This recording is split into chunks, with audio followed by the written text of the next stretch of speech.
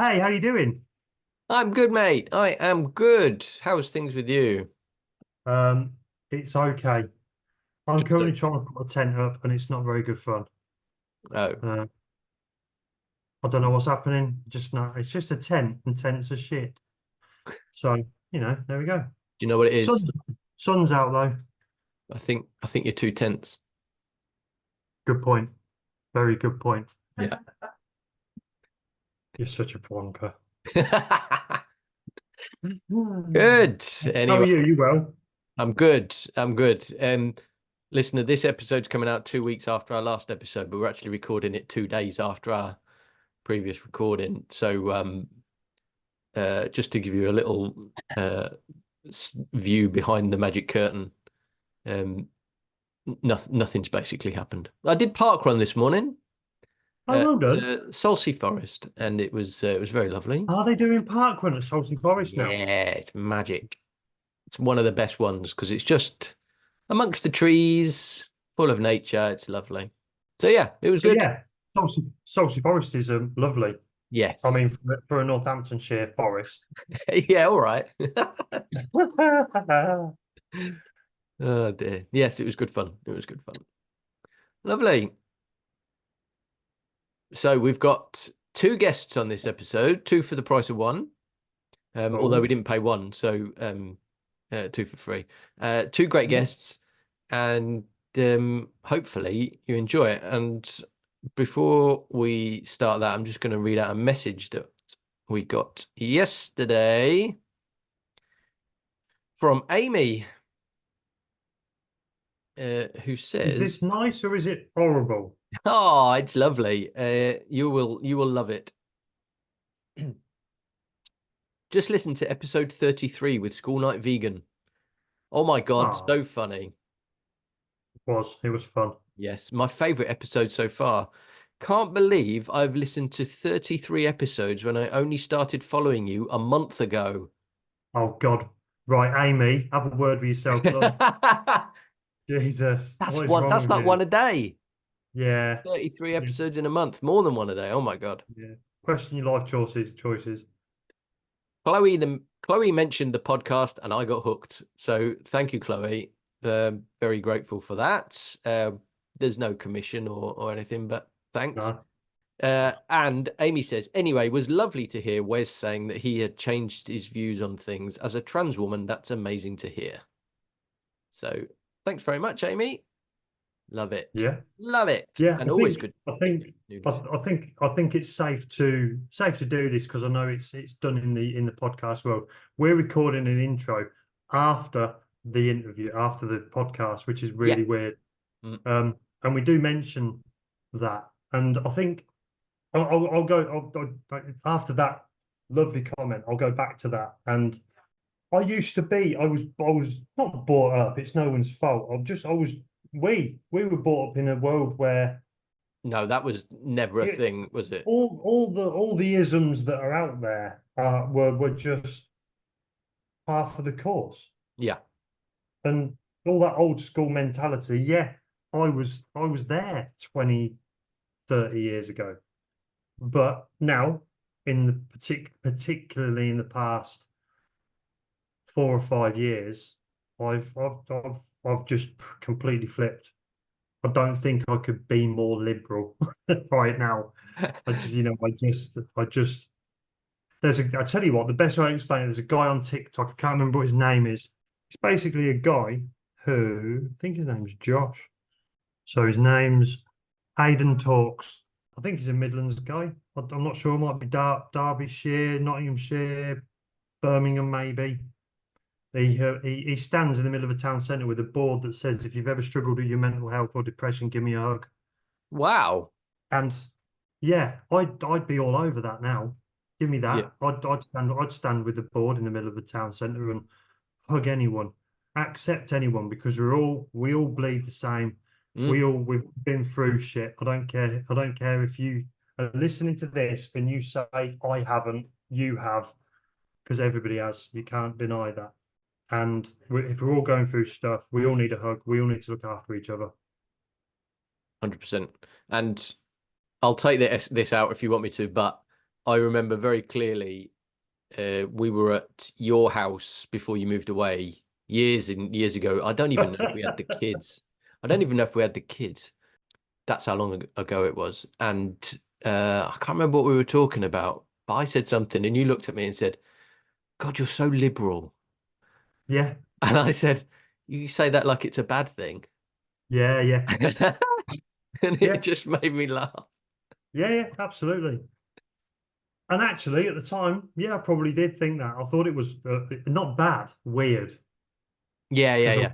because I wasn't used to it. Yes, I think that And was it. now, and now, I was talking about it. I was on a walk and talk from a job this morning, and I was talking to some guy about about diversity and accepting people, and I actively go out of my way to accept people for who they are now.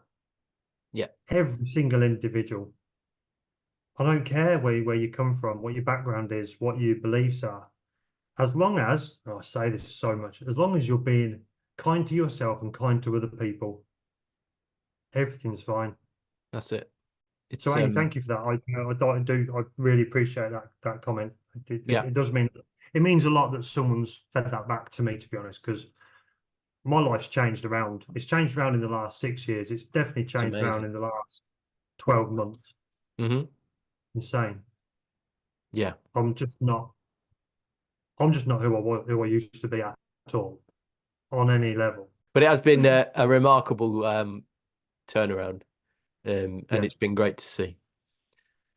Thank you. So yeah, yeah. Thanks, Amy, for that And you've comment. been part of that, and thank you. And I know this is all about me, and I don't like that so much, but you've been part of that, and you've been there, and you've accepted me.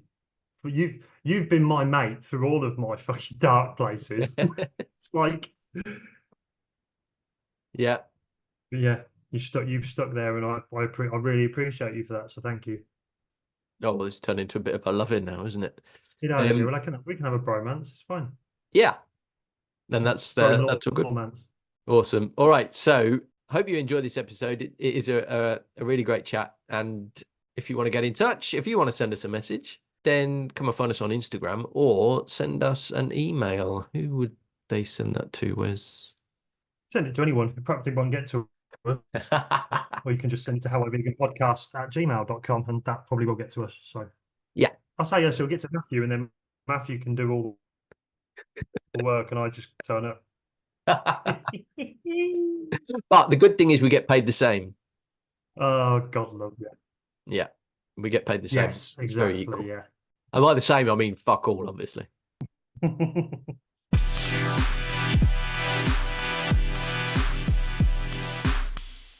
Okay. We're always excited to have guests on the pod, but today I'm especially excited. Our guests in this episode are the hosts of one of the first vegan podcasts I found. They were one of the inspirations for starting this podcast. And they publish a new episode every week. Our guests are Sam and Christine from Compassion and Cucumbers. Welcome. Thank you. Thank you for having us, Matthew. I'm Yeah. excited. I'm excited to be here. Yeah, it's great to Awesome. be here. Thank you. So I said Sam and Christine. Is it Sam and Christine or Christine and Sam? I don't want to upset anyone. Oh, it doesn't matter. You sure? You're not like there's no Lennon and McCartney. No. Right, No. okay, fine. No. I don't want to destroy the No. podcast. I don't want to destroy your podcast by having you on ours and getting it the wrong way around. Right. All good. Okay. Awesome. Interchangeable. So tell us all about Compassion and Cucumbers. What's the story there? What's the origin story? Well, I can tell you, you said that we were an inspiration. Wow, that's humbling. Thank you. But we were huge fans of who is somebody who is now a friend of ours, Andy Tabar, who him and his partner Paul, business partner, not partners in life, had the podcast The Bearded Vegans. I don't know if you're familiar with the Oh, I've Bearded heard of it, Vegans. yeah. Mhm. Yeah.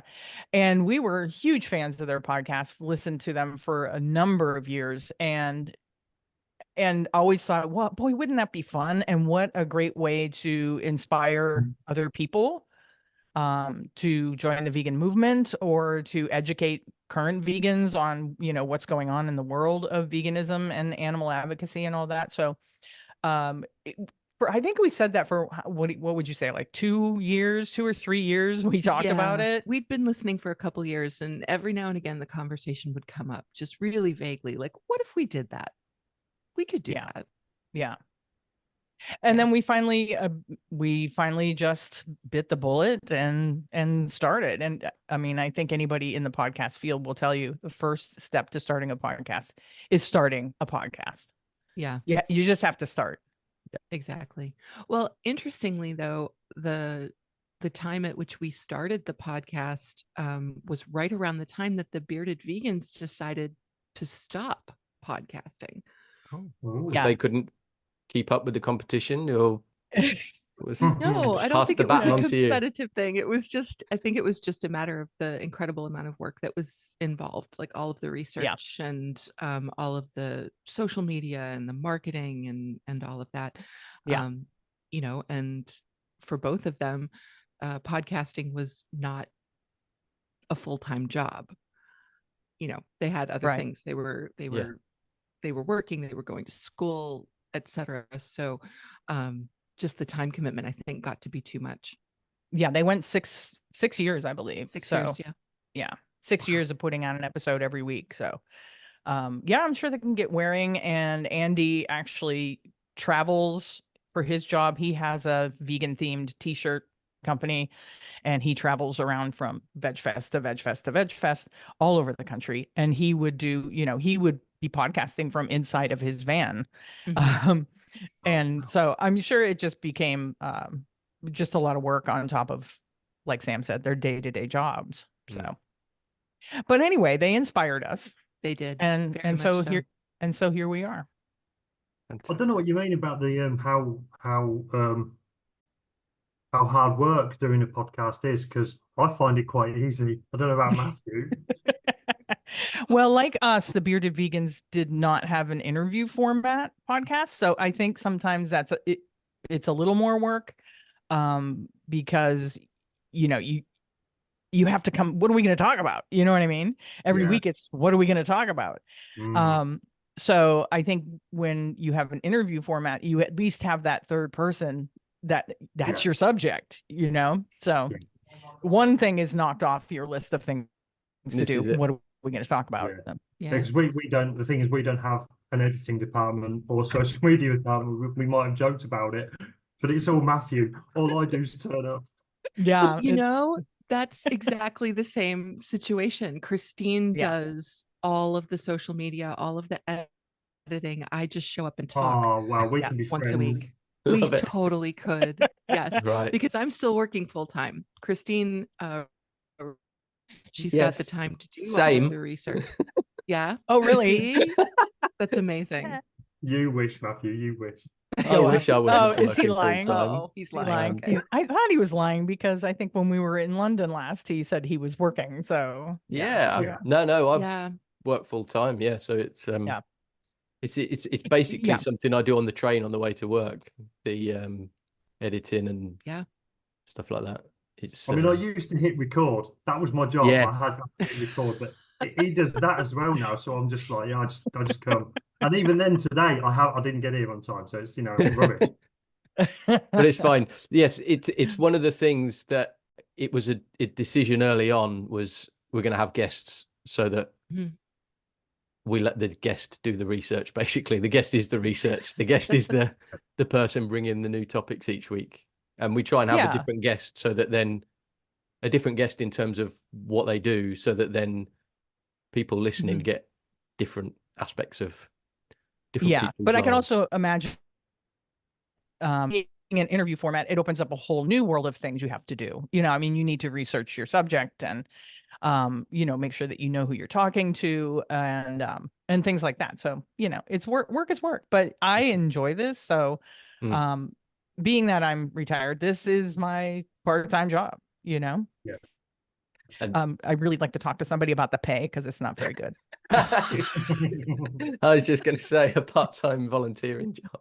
It's all written. Yeah. It's all written in the contract. Exactly. Do you not know that? Yeah.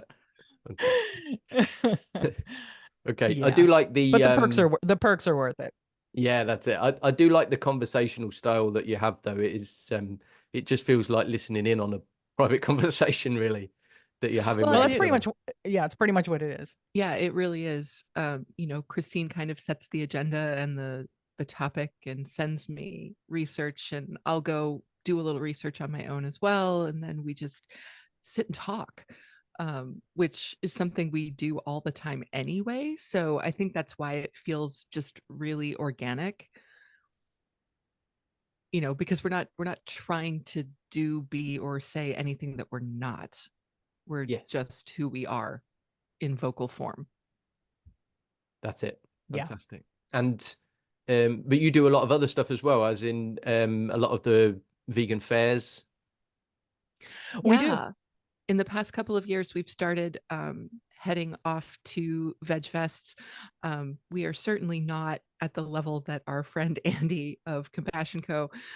is, but we've been expanding slowly. So the first time we went to a Veg Fest, it was the Western New York Veg Fest, which is what we consider our home base Veg Fest. It's about an hour from us in Buffalo, New York. And so we just really enjoyed the process of being at a public event like that and being a resource for people. So yes, we do go to sell podcast related merch. Christine does t-shirts and really awesome stickers and buttons and stuff like that.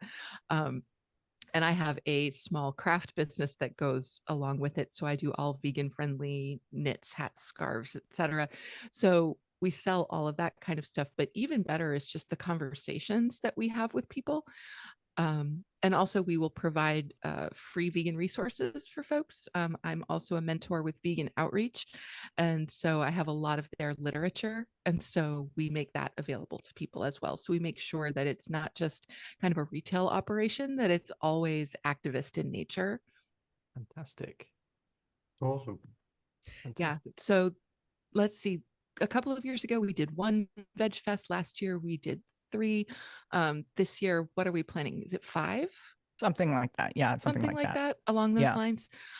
So slowly expanding each year, Wow. and we're still staying relatively close to home, places that are like within 4 hours of where we are.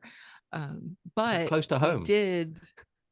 Yeah. Well, that's the difference It's between so funny. Yeah. living here and Yeah, it's really interesting. I spent a couple of months in Wales several years ago, and I absolutely loved it. And but I would talk about driving 4 hours to get somewhere, and people would be like, if we drive 4 hours, we're in Scotland.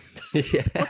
And I'm like, yeah, no, you're only halfway across the state of New York in 4 hours from where we are. Oh my. Yeah, so just the concept of distance is so different. Just because Yes. I of the size of the remember when country. I was in the US when I was a teenager, the people we were staying with, they'd be like, "Oh, we're going to take you to such and such a place, a theme park or whatever," and it was like, "How far away is it?" "Oh, it's only down the road," and it was like 3.5 hours later. Yep. Like, are we there yet? Yep. Seriously?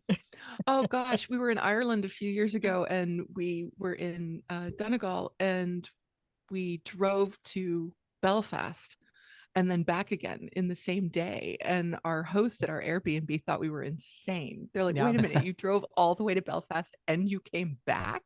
and you came back. She says, "You came back. Why did you come back?" I'm like, "Well, this is where we're living now." So yeah. Fantastic. So 4 hours is the limit, but that's amazing that you've got so many happening within that sort of radius, because I mean, we do have vegan markets, I suppose, but they're perhaps not as big as the sort of thing you're doing. But that's great that you've got the opportunity to do that. Yeah, I mean, even though where we live, we're in a quite rural area actually, but we're only 2 or 3 hours away from some pretty major cities: Buffalo, Pittsburgh, Cleveland, Rochester. So yeah, there are a reasonable number of these kinds of events around us. Not in our immediate area, but not too far away either. Fantastic. And tell us Yeah, about we're lucky. Yeah. Tell us about Vegan Outreach, Sam, because I do remember you saying about that in one of your previous episodes.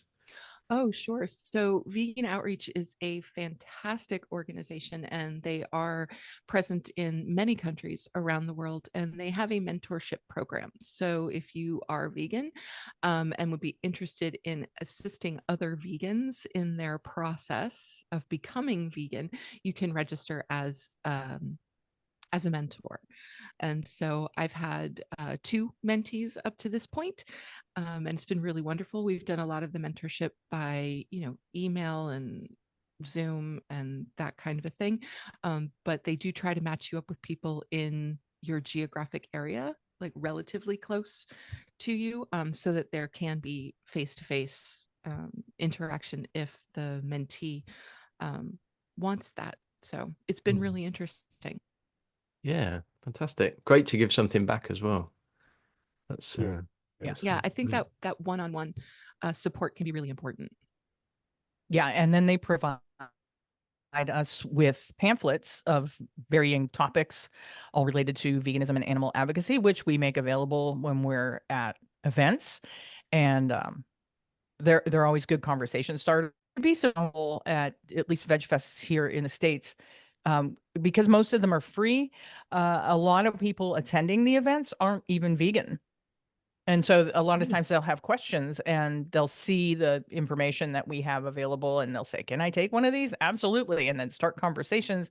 And like Sam said, that's sometimes the best day to have those conversations with people who are vegan curious, they're vegan curious or don't know anything about veganism, and you can have those important conversations. So brilliant. That's great. Okay, so the big question then, what's your vegan story? Where did it all begin? Our vegan story, I would say 5, close to 6 years ago, I was at home and Sam was away on a work trip, and I was flipping through Netflix and landed on What the Health. And I'm like, this looks interesting. And so I watched it and I'm like, wow, okay.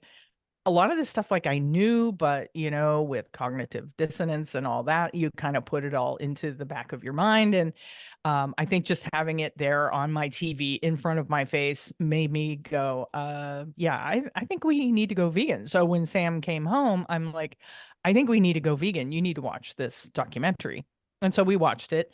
And I think it was that day we started clearing out our refrigerator and our cupboards of everything that wasn't vegan. It was a matter of minutes after the documentary ended. I was like, okay, that's it. I'm going to the fridge, and just started, taking things out. And I'm like, nope, we're not doing this anymore. Yeah. Amazing. Not even an overnight decision. And oh yeah, it wasn't even overnight. It was instantaneous. Fantastic. Now I had been warned, because when I got to my hotel on my work trip, I got a call from Christine telling me that when we're going again. And I'm like, okay, that sounds fine. She's like, but you need to watch this documentary. And I'm like, all right, yeah, great. Awesome. And I actually started not consuming animal products during that trip. I was like, you know what? I'm gonna try this out. I'm gonna see how it works. And so I made sure, even before I came home, I was like, all right, let's see what this is gonna be like. And it was no problem at all. That is amazing. Yeah, easy. Yeah. Thankfully, I watched Cowspiracy. Like, it was about 11:30 when we finished, so I wasn't going to eat anything then anyway. It was like the next morning. Yeah, I'm done. Yeah, it's amazing. I think it is amazing the power of those documentaries, the power that those documentaries can have on people. Yeah, just to sort of lift the scales from your eyes to go, oh my God, I can't believe it. I knew this stuff, like you say, I knew this stuff all along, but just the way it's presented, just the idea of, we do know these things. Like, I think somewhere in the back of our brains, we're all aware of where our food comes from, like, or how animal products are produced, but it's just not in our thought process every day. We're hardwired to just go about kind of the status quo and say, oh, well, this is how I was raised. I was told I needed to eat meat. I have, that I should be drinking milk for calcium, those kinds of things. And it's all nonsense. And rather dangerous nonsense. Yeah, massively so. If we're honest about it. Yeah. Yeah. Yeah. Certainly so. I've said on other episodes before that I've got close friends that are carnists, and I'd speak to them about it, and the one individual, I love him to bits, but whenever I mention it, he goes, "Yeah, but I don't care." Yeah. And I'm like, Yeah. I know you do, and Mhm. I know how passionate you are, but you're putting that fact into the back of your head, and that's you. Yeah. You know you're safe there, Mhm. but it's something that needs bringing to the forefront, and that's what we do. That's what we're trying to do, isn't it? So Yeah. Yeah, I mean that is what we do. And I think that the I don't care is one of the hardest things to deal with. You know, it's one of the hardest things to how do you argue with that? How do you come back to against I don't care, Yeah. Well, and the thing is, you don't. Yeah. You don't. no, You can't come back against I don't care. Now, we listening to that might know that that's a lie. We might know, especially if it's a person that we know and love, and we're aware that they are a compassionate, empathetic being. yeah, So we might know that I don't care is a lie, but what the person saying it doesn't realize they're lying to themselves yeah, at that Yeah. moment. And that I Yeah. don't care is, like you said, they're safe there, they're protected there. I don't care. And it just means, like, when I I just think it means, okay, you're not ready yeah. to kind of face Yeah. this yet. And maybe you will be at some point, and maybe you won't. And either of those is okay. But I know you actually do Mm. care more than you think you do. Absolutely. And I think I was actually having a conversation with a couple of guys at work yesterday, and I was talking about that, and I said, those people that say things like that I don't care, or I've got another mate that does he does bird shooting in Scotland, Mm. and it's something he's done forever, and he won't change, and he knows I'm vegan, and we've had conversations about it, and he does the usual taking the piss out of me and bingo statements and all that sort of stuff. And I know that those people, they're either not ready, or maybe they don't care, whatever it is. But it's the people that come with the bingo statements, the butt bacon, the what if you're on a desert island stuff. Mhm. You've got an in with that, because you can scoff at it and you can say, "Are you listening to yourself? Are you listening to what the nonsense you're talking? Let's have a conversation about it." But if the shutdown is I don't care, okay. Yeah. Yeah. Yeah. I'd rather not get in debate with you about it. Right. Because you can't tell another person how they feel. No. You really Right. can't. You can And try. you can't tell another person what they think. Yeah. That's Yeah. entirely up to them. So, you just have to meet them where they are. Yeah. Yeah. So it was a relatively easy transition for us. And I guess once the facts were there in front of our eyes, and not even the health stuff, it was more how animal agriculture functions. And once we had those facts in front of our eyes, it was just like there was no other way to go. You know what I mean? There was no other decision to make other than, yeah, we cannot be contributing to this. We can't be. So it was pretty easy for us. And I think when people find, or when people say, I don't think I can be vegan, I couldn't give up cheese or whatever they think is hard. I think it's just they haven't had that epiphany. They haven't had their eyes open, you know. And you just have to find the right thing that makes Yeah. it click, Well, one of the things that gets me when people say I couldn't go vegan because I love cheese, if they gave up everything else and still ate cheese, it would still be okay. That would be better Right. than still Right. eating animals and eggs and everything else. Just do that then. Just go vegan. Right. Just go Right. plant-based except for cheese. Exactly. No one's Go going to as have a far go as at you you. can. That's perfectly fine. But they use that as, well, I can't give up cheese, so I'm going to keep killing everything. Right. Right. Right. Yeah. Yeah. Do what you can. Right. I mean, Yeah. that's the textbook definition of veganism, is to do whatever is practically possible for you. And if that's what's possible for you, then do that. That's it. Yeah. Yeah. I've not heard that. I am so using that. That's really good. Yeah, I mean, I all couldn't give right. a chocolate. Okay, don't. I can't give up cheese. Don't then. No, that's Right, it. right, Right. exactly. There'll be And I vegans think up on their folks- high horse. I mean, which isn't vegan, but there'll be vegans up on their high horse saying, "No, you shouldn't Right. be on. You shouldn't be eating cheese." Yeah, fine, but Right. you're on the road, aren't you? It's a Mhm. journey. Yeah. Yeah, and it gets you us get there. nowhere to react like that to people. It really gets you nowhere. No. If you become combative and be like, well, if you can't do it perfectly, then don't do it. Where does that get you? You know? Mhm. Exactly. So what do the people around you think about it when you made that change? Oh, like our friends and family? family and stuff. I think we were lucky that pretty much everyone around us was okay with our decision and supported our decision. We try not to force it on friends and family, and I think we're lucky that we don't get ribbed very often about it or anything. So that really wasn't too much of an issue for us.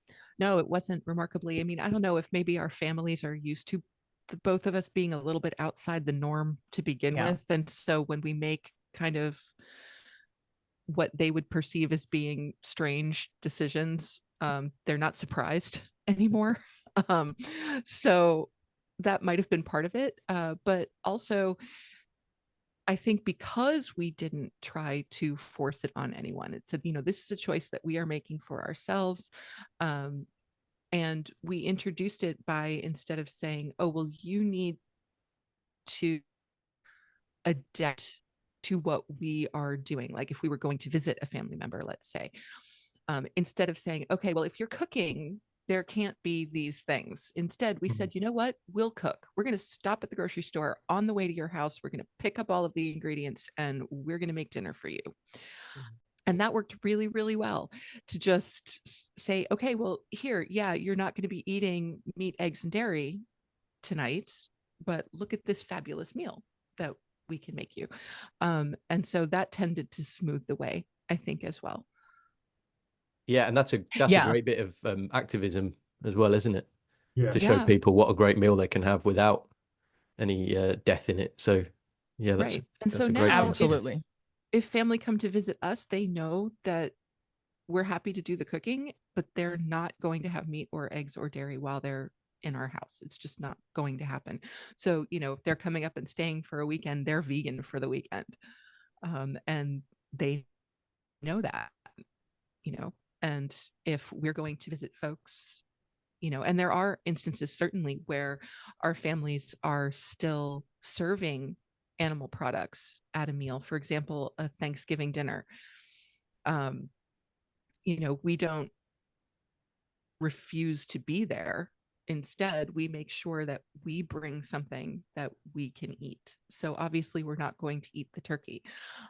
Instead, we bring a Gardein roast, with us that kind of emulates that, so that we're still part of the celebrations, we're still part of the event, and we're not imposing our needs on other people. We're just doing what we need to do to make sure that we can stay true to our ethics while still being with our family.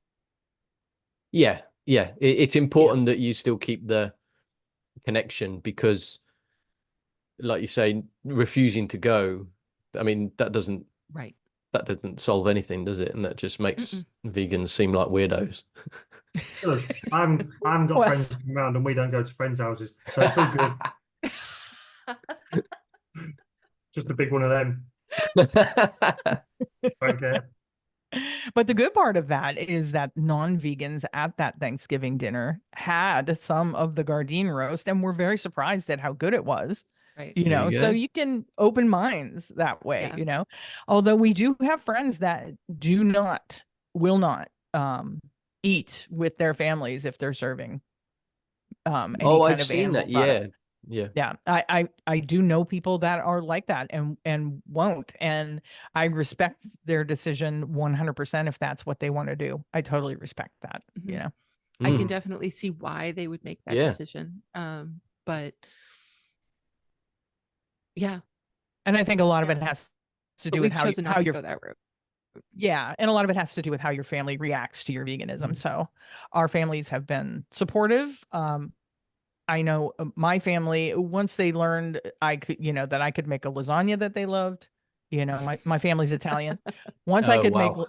meatballs or lasagna or any of the things that they're used to eating and it was delicious, they were like, that's Yeah. cool. Go ahead. You do want the them over. cooking, Yeah. so. It's like some of my friends have said, like when I first went vegan or first met them, I would say, I'm not one of them preachy vegans. I'm vegan, but just you do you, I'll do me. But as time's gone on, and I'm like, no, I need to get my message across as well. I need to get people on board with this. So I will share stuff on social media, and then I'll see them again, and they're like, thought you were one of these preachy vegans, and you're always sharing all this shit, and I'm like, yeah, but do you not like it? Do you not like seeing it? Let's have a conversation about it. And then people, like I said, these two guys I was talking to at work, they instigated the conversation.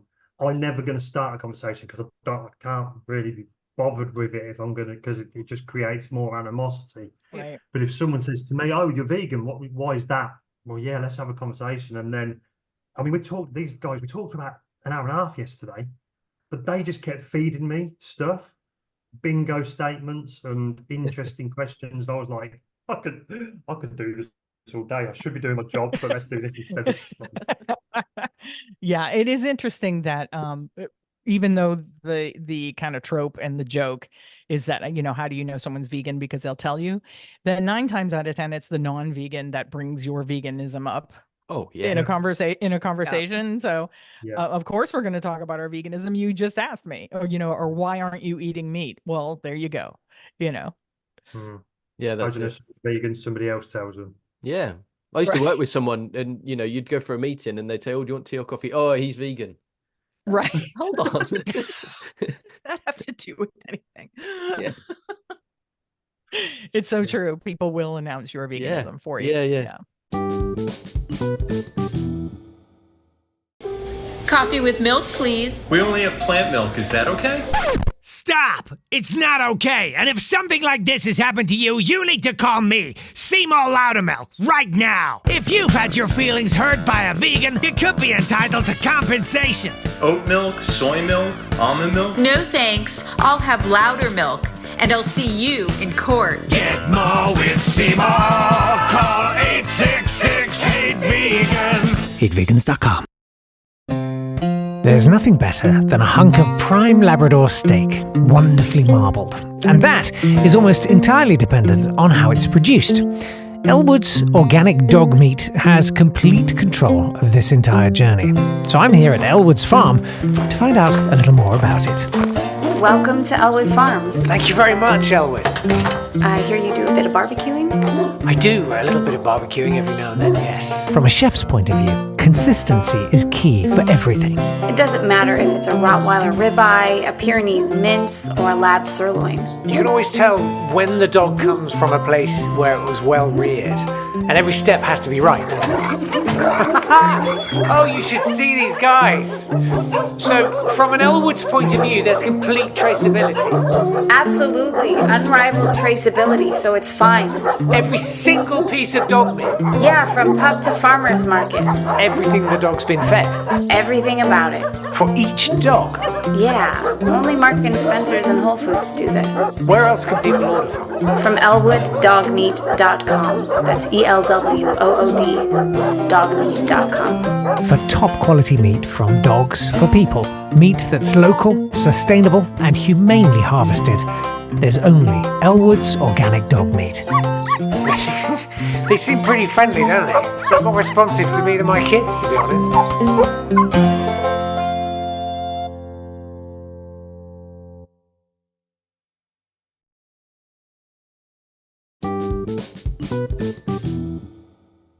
What's the best thing about being vegan? Oh, I think the best thing for me about being vegan is just being able to sleep at night knowing that we're not participating in the horrific things that happen in the dairy and animal agriculture industries. I think we're not consuming any of that pain and suffering. I think for me, that's probably number one good thing. I could probably tell you 20 more, but I mean, for me, there's no one thing, it's everything. And I think for me, when we went vegan, it was almost like a puzzle piece clicked into place in a strange way. And it's like, oh, this is what was missing. You know, there was something just a little bit off, or just a little bit not quite right. And couldn't figure out what it was. And when we went vegan, it was like, oh, that's it. So I feel like becoming vegan just made me a more whole person. Yes. I love that. You know, where what we were doing like absolutely matched who I am philosophically, intellectually, emotionally. And it's like just everything kind of clicked into place. good answer. Yeah. Thanks. Yeah, we'll clip that and we'll use that in the future. Thanks. That's fantastic. No, but that's spot on actually, because I kind of feel like this is the best version of the best era, if there's any Swifties listening, but the best version of me at the minute. Yeah, exactly. Best version of me, but like I feel like now it's the real version. Yes. Right. Yeah, like it's the actual version. Like all of the time that it took to get there was trying on other versions. But like this is the real one.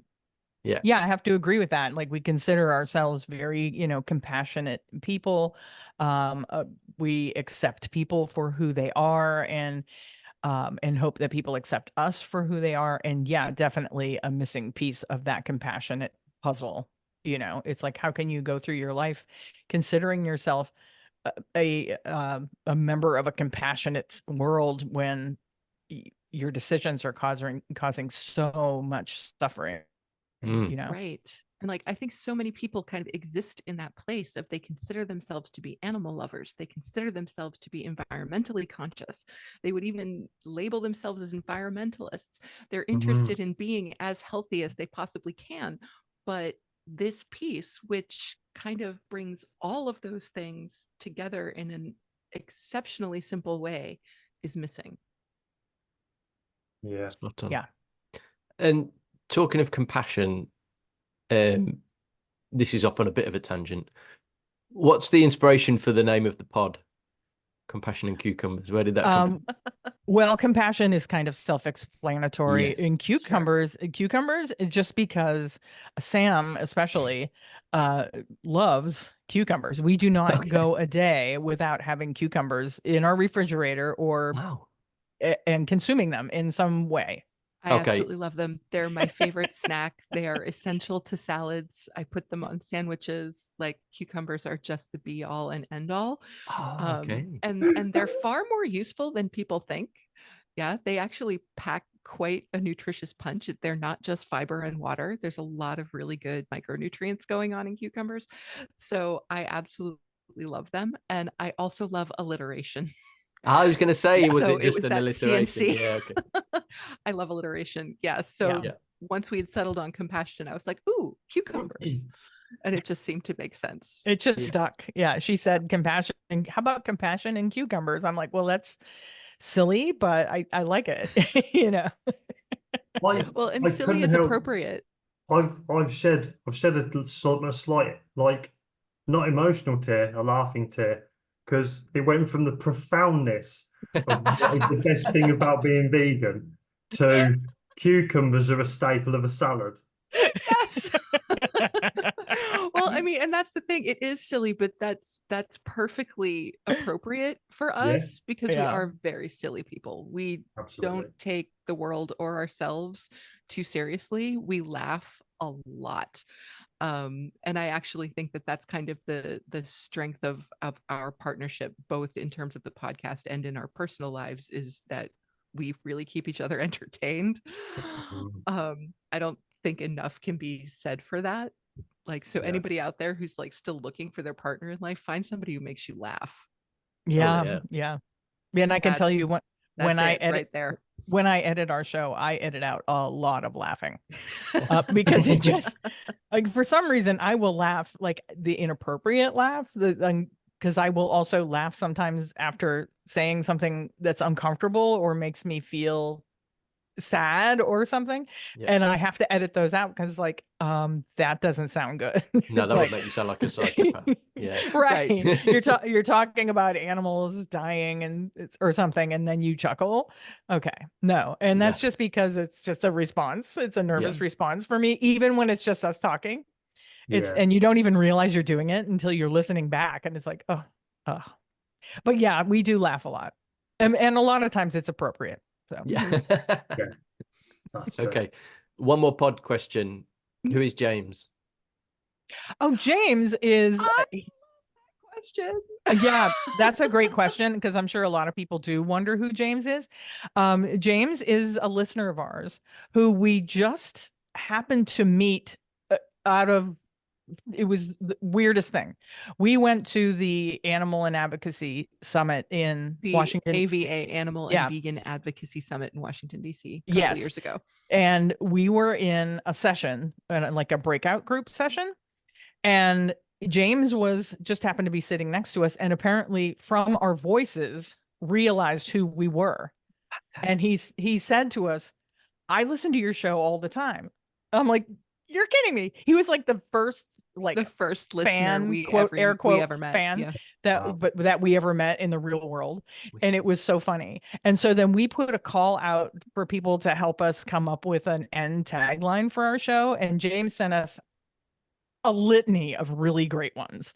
And we landed on one of the ones that he sent us. And so we always thank him at the end of every episode. So that's Brilliant. James. And if James, you're listening to this, thank you again, James. Yeah. Thank you. Yeah. It's James' fault that we say where cukes and compassion are always the fashion, just barely referencing Barry Yeah. Manilow. Yeah, and when he Ugh. sent it in parentheses, he said, "My apologies to Barry Manilow." Yeah. You've never considered singing that? Yeah. Oh, we have. We have, we have. We have. And occasionally it just spontaneously comes out that way. Oh, Yeah. I like how One of he these- was he was your first proper listener, and he just happened to be where you were. No, I'm telling you, and he's not from our area, and Nope. he's not from the DC area. Nope. It was so strange Just a fluke. that, yeah. And he's like, I recognize you from your voices. I'm like, Yeah. what? That was the That's first thing he so said to us crazy. was, I know those voices. Yeah. And I'm like, really? Okay. Yeah. So we Amazing. ended. James, we but ended up- hashtag creepy. No. So we ended up like, I think we had breakfast with him the next day. Mhm. And yeah, it was great. And he's just been a really great supporter of the show.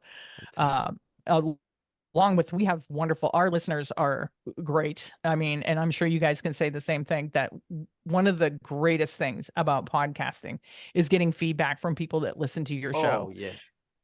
And it's like, you don't even, I try to remember when we're recording that people are actually listening to us, but when you get, like an email or a DM or something from somebody that listens to the show, and they tell you, that they were moved or found an episode interesting or learned something from one of your episodes, my heart just swells when that Yeah. happens, Totally. Yeah. I completely agree. I got such a message yesterday, and I'll probably read it out in the intro or the outro later. But yeah, it was it just gives you that little, it does actually matter. Someone is exactly. Exactly. Like occasionally we'll even get like a card through like the actual mail, Wow, and old it just school. blows me away. It's like, oh my God, somebody's actually listening to us. Yeah. And knows where you live. It's And James knows again. where we Hand live. delivered. Well, I guarantee you that comes from sending out swag bags. Yeah, we do Because a our thing. return address yes. would be on the We do swag a- bag. Yeah, we do a thing called our listener shout out. And Yeah, we had one, didn't we? I Yeah. did. Yeah, and you never Yes. sent me your address, so. No. I was worried was- James would turn up. Yeah, I wanted to send you guys t-shirts, but you never sent me your address. So you'll have to rectify that. But yeah, Okay. and it's been a great thing because, it connects us. It connects us with our listeners in a different way. Physically, it connects us physically. And yes, now they have our address. But guess what? We have theirs too. So True. Yeah. we know where they live. Exactly. Turnabout is fair play. So what advice would you give to someone who came to you asking, like, I want to go vegan, what do I do? It's Oh. just do it. Just do it and give yourself grace. Yeah. Don't be afraid. Don't expect to be perfect. Don't think you have to be perfect. Do your best and give yourself grace. That's what I would say. And buy some cookbooks. Cookbooks are awesome. I have to admit. Yeah. Yeah. I do love a good cookbook. Because you've got to relearn. But yeah, it's just do everything. it. You do. I mean, but I think that most humans were wired to learn by doing. I think we learn far more effectively when we actually do something. I feel like in a way we're wired to it's like we're scared of trying things before we know it will go well. Like, I'm going to prepare and prepare and prepare and prepare to do this thing, but I'm not going to do it until I'm absolutely sure that I'm going to get it right. Yeah. Well, the thing is, in this case, there's really not a way to get it wrong. Take the first step, one step. And it doesn't have to be eliminating everything from your diet. I don't like thinking of veganism as being a restrictive or elimination-based diet. Quite the opposite. But, if, that thing that you think you can't give up, whether it's cheese or I have a student, for example, who is like, I like the idea of veganism, Sam, but chicken wings, I just can't give up chicken wings. All right. So make that the last thing, pick something else. Start with something you don't consume a lot of anyway. Start with milk, start with eggs, start with red meat, start with whatever it is that you don't have a major interaction with in the first place, and say, okay, well, now I'm going to actively not consume this thing. Yeah. And when you figure out that goes well, go to the next thing. Or if food is more challenging, start with other products in the house. Start with toiletries, start with cleaning products, start with your clothes, start with whatever it is where you feel like, okay, I can eliminate these things from my life. And do it step by step. I mean, yes, we went cold tofurkey from one day to the next, but that's not most people. No. And that's fine. You don't have to do it overnight. Do it in stages if you need to. Because every time a stage is successful, you're going to feel more confident about taking the next. I think coming back to something you said there about when you're prepping for cooking something, that you're going to make mistakes, and that's okay. That's how we learn. But also, when you're cooking vegan food, it's very unlikely you're going to get poorly off of it. Right. Oh yeah. Exactly. You cook chicken wrong, you're gonna be poorly. If you cook prawns wrong, you're gonna be poorly. Just we're not. I haven't had food poisoning or been properly ill, touch wood, for 5 years. I had 1.5 bouts of COVID, and apart from that, I've been pretty good. And that I've said that before, and that's not to say that we are immune from everything. People do get poorly, and I'll probably get poorly at some point in my life, but your chances are much more reduced. So, that whole cooking thing, that's what blew my mind when I started. I was like, this cooking lark's really easy now. You don't have and I think there's no order to anything. You just chuck it all in, chuck it all in and crack on. Yeah. And I think it also kind of opens up your world a little bit too, food wise. I mean, Massively. I know veganism isn't about food, but that's where it starts for a lot of people. And I think opened our food world up drastically when we went vegan. Yeah, it really did. Because sure, it's really easy to get stuck in kind of that rut of, a protein, a starch, and a vegetable, which is, certainly how kind of standard American diet starts at home anyway.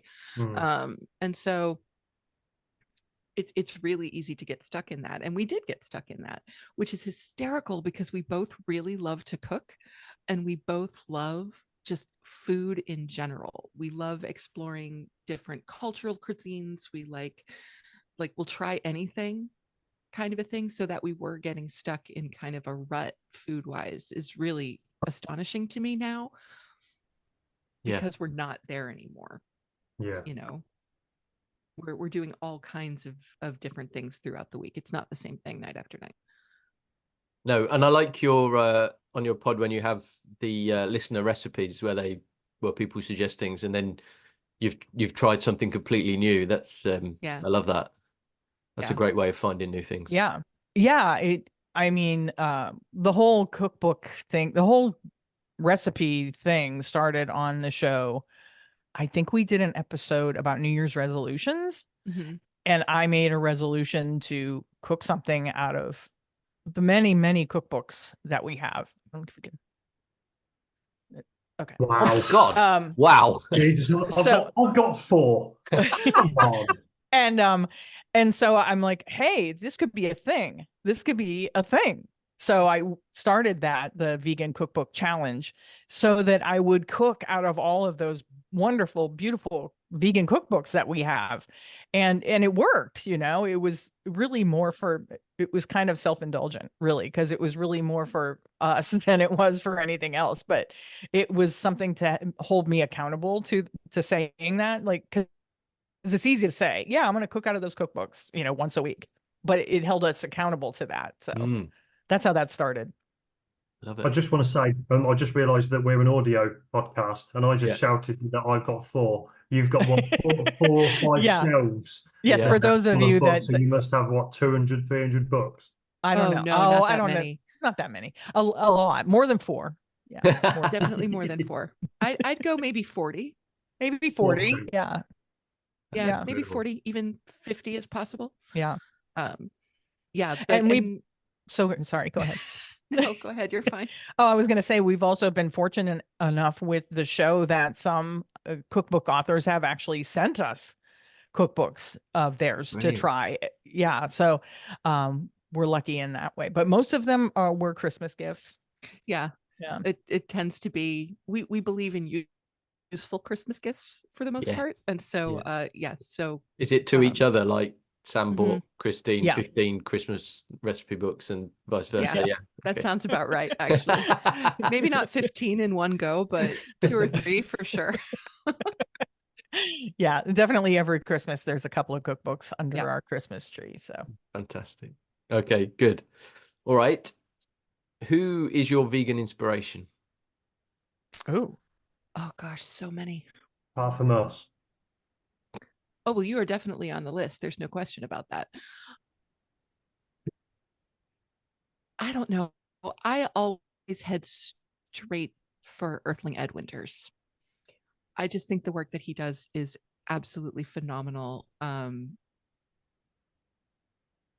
So yeah, that's where I tend to go when I'm feeling like, okay, I need a little bit of a boost, or it's feeling like veganism is becoming challenging for one reason or another, or whatever it is. I kind of head straight to Earthling Ed. Yeah, and I wish that there was a mechanism. Like, I would love to do what he does on college campuses. Just kind of plant himself in a place and just ask people questions and get people to talk to him about veganism and about their personal choices. Like, I would love to do that because I think that could be so impactful. So that's something that I aspire to. I just have to figure out how to do it. Yeah. how to make it happen. Yeah. I knew Sam was going to pick Ed Winters. So I can't pick Ed Winters. So I will say I will have to say that my inspiration is probably Andy Tabar and Paul and Andy Nice. from the Bearded Vegans, since they inspired us to do what we're doing with the podcast, and they inspire us to be I don't want to say better vegans, but better advocates, I guess I would say, better advocates for animals and for people who are in situations that can be helped by a compassionate society, because a lot of their work wasn't solely about animal advocacy. A lot of it was about human compassion. So that's what I'm going to say. Paul and Andy from the Bearded Vegans. Yeah, I agree with that too. I think also they were so inspiring to us because they also had a very kind of conversational style to their podcast. They also value humor, and they tended to keep things, on the lighter side, not too dogmatic, not too oppressive. And I feel like that's just very, very engaging. And so, I mean, they are the direct influence for the style of our podcast. There's no question about that. Absolutely. Yeah. Yeah, it's like we're the female version of the Bearded Vegans in an odd way. The unbearded vegans. Exactly. You guys could be the bearded vegans. We're the new bearded You totally vegans. could. You're the new bearded vegans because you have these beautiful beards. Yeah. Can't take the name though. No, that would be No. No. that would be And there's actually another advocate. I don't know if you've seen him on Instagram or on any of the social media. There is a bearded vegan. He's an Yes. animal advocate. So it's already been used a number of times, Yeah. Yeah. I didn't realize how many male vegans had beards until I went to my first vegan camp out. And then I was like, oh, I look like every single man here. Yeah, right. What is that? I don't It's like know. a thing. You can only be a male vegan if you've got a beard, I think. Oh, wait, you went to the UK vegan campout? That's Yes, like we've that's like done a two, haven't bucket we, Rick? list item for me. Yeah, well, last year Yeah. and the year before, yeah. Yeah. Oh, I'd love to do that. That'd be amazing. You need to get do a live broadcast from there or something like that. Yeah, It'd be fun. It'd be it fun. would be fun. Yeah. I mean, my hey. missus is going solo this year. She's going with her mate. Oh, really? Yes. So that'll be yeah, she'll be there. Looking after her mate's baby, I think. Oh, nice. But yeah, she's going to see Chris Packham. I love Chris Packham. He's such a legend, and it's like he's the only person that's there that I haven't seen. So I was like, I can't justify paying a ticket just for him. Yeah. See Chris Packham. They do get some really great speakers Yeah, at they Vegan do. Camp Out, Yeah. Yeah. Yeah. And I mean, just generally great. I mean, we saw the Vegan Queens last year for the first time, didn't we, Wes? And they were just absolutely phenomenal, just hilarious and Nice. just brilliant. And they were great guests as well. Yeah. And When they came Mobius on. Loop as well. We saw Mobius Loop there Yes. on their biggest crowd ever. That was just bonkers. Hello. Yeah. Sorry, Cavalier. We've now become a household massive fan of Mobius Loop. They're on all the time. And they're just they're banging. Yeah. They don't reply to my messages though, unfortunately. But No. never mind. We'll keep plugging away. Yeah, keep trying. Yeah, that's definitely the camp out is definitely something that's on our list. We definitely want to check that out sometime. Yeah. Yeah, that's it. So do you have like a favorite venue or restaurant that you frequent regularly or not? We do. Hold on, I got to get rid of this animal in front of me.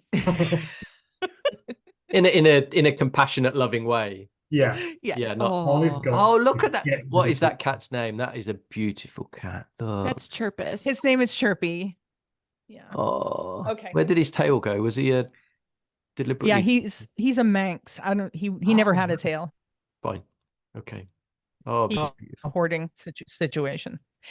Okay. Favorite restaurant. I would say in our area, probably my favorite restaurant is a place called Good and Evil, and it's spelled Guud and Evil.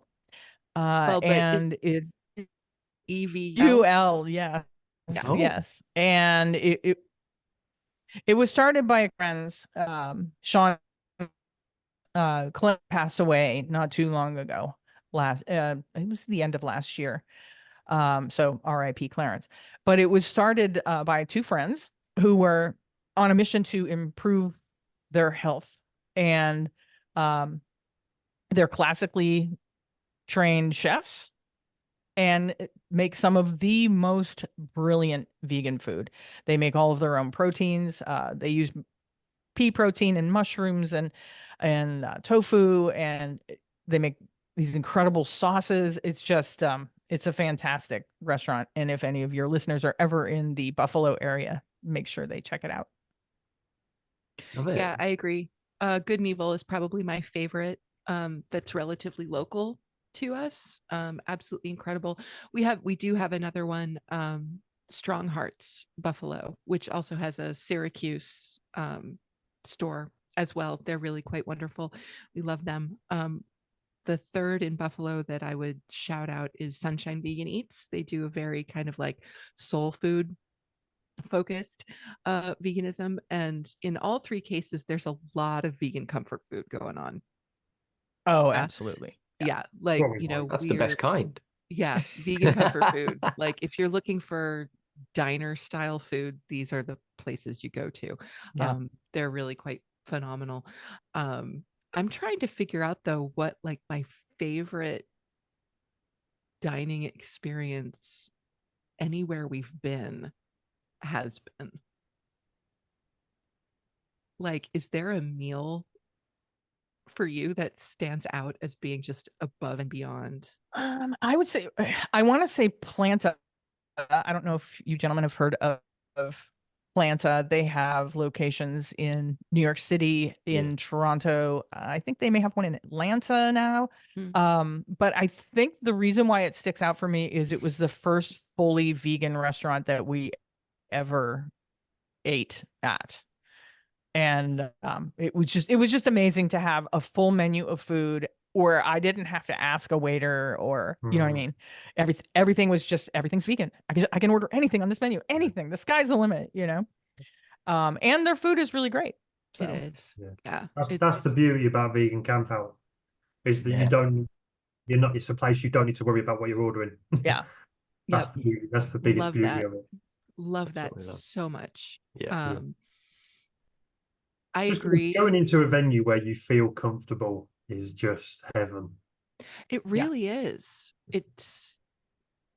And I think we were completely floored by that going to Planta Queen the first time, because we hadn't been to a restaurant that was specifically vegan yet. And so walking in and knowing, oh my gosh, we can eat anything. It's like we had forgotten what that felt like. Yes. Normally get one or two choices and that's it. Exactly. Right. It's like, Yeah. Can oh have my French gosh, fries, we can eat anything. French fries or a Like salad. anything and everything on this menu is fair game. We can eat all of this. This is incredible. One of everything, please, waiter. Yeah. Right. Right. And that's the problem. You want It's to. like, I feel like you have to go back and go back and go back to restaurants that you've been to just because, well, there was something on the menu that I really wanted to try and didn't get to. Yeah. So that can be a challenge too. Yes, absolutely. Okay, right. This is our final question, and it's a bit of a deep one, because one of the issues that Wes and I came across was the feeling of Vistopia, where we have the anguish that vegans feel in a non-vegan world. So do you have hope for the future?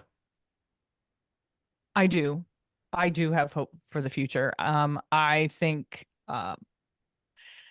while we won't see like a vegan world, I don't think in our lifetime, I think that the constraints on our planet and all that are definitely going to hopefully steer people away from animal agriculture, because it's just not sustainable. It's just not a sustainable way of providing food for the humans on this planet. So I do have hope that due to unfortunate events that there will be more vegans in this world.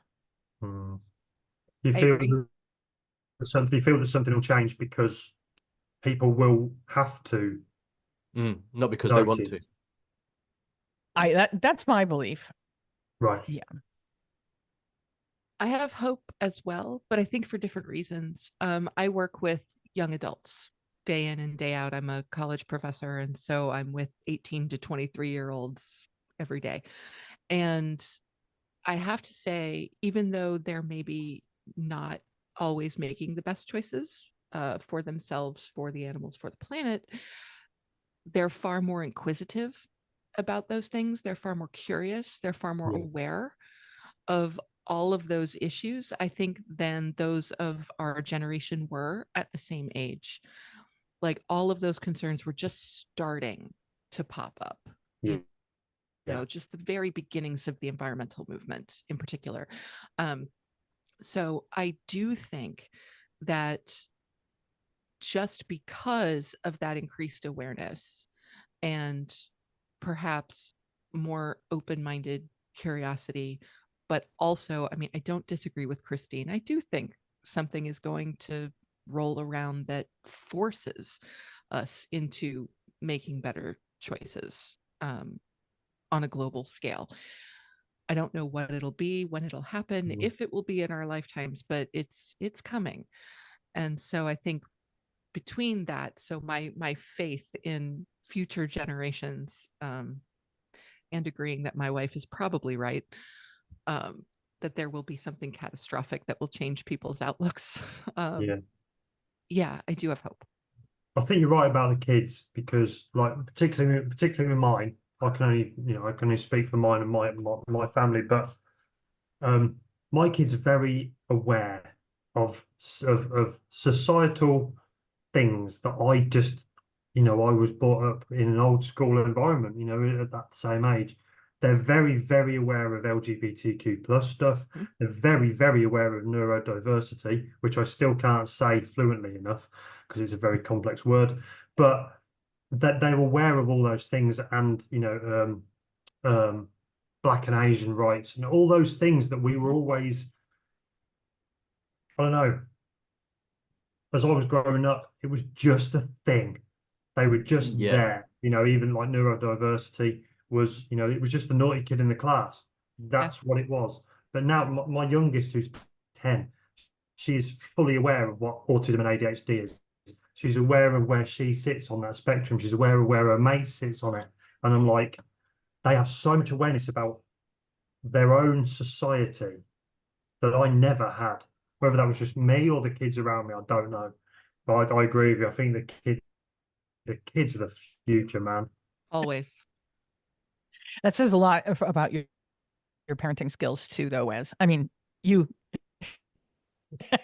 you let them open their minds to things, and don't force a different opinion on them. Like, I think that nurturing has a lot to do with that. I mean, I'm sure it's because they live in an information age where they have a screen in front of their face a good part of their day. And they learn so many things that we didn't learn, that we never even thought of, So yeah, children are the future for sure. Thank you for that. I appreciate that. Fantastic. I love that. What a positive way to finish. Thank you so much, both of you. It's been great to talk to you instead of just listening to you. Oh, it's been great being here. Thank you for having us. Yeah. Thank you, Matthew. Thank you, Wes. Thank you so much for having us on. It was a really fun conversation.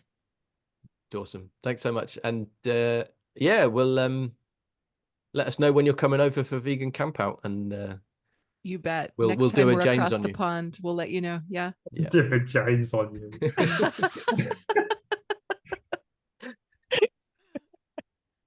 Thanks so much. Nice. Okay. Thank Take you. care. See you later. Bye-bye. Bye-bye. Well, there we go. That was a fantastic chat. I really, really enjoyed that. It's a podcast I've been listening to for a long time, and it was really great to talk to them. I was going to say 1-on-1, 2-on-2, but in real life. But I highly recommend Compassion and Cucumbers podcast. It's great. Yeah, I need to have a catch up with them, really. I need to. Yeah, definitely. They're cool. Definitely. Yeah, so and we do love you, James. If you are listening, James, if you're listening to the outro, if you've got this far, we do love you, and we don't think you're creepy. Yeah, that's it.